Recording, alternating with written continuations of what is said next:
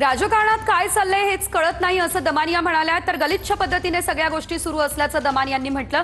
राजकारणात सर्वांना गुंड लागतात असंही दमानियांनी म्हटलंय। दहशत माजवून यांना राज्य करायचंय असं दमानियांनी सांगितलं। निलेश घायवळ प्रकरणावर अंजली दमानिया यांनी ही प्रतिक्रिया दिली आहे। एकतर राजकारणात होतंय काय हेच कळत नाही। घायवळ प्रकरणात आपण बघतोय की आत्ताच्या घटनेला देवेंद्र फडणवीस म्हणतात की आम्ही ती परवानगी किंवा त्याचा पासपोर्ट दिला नव्हता, मग तो गायब कसा झाला आम्हाला माहित नाही, लंडनला कसा पळाला आम्हाला माहित नाही।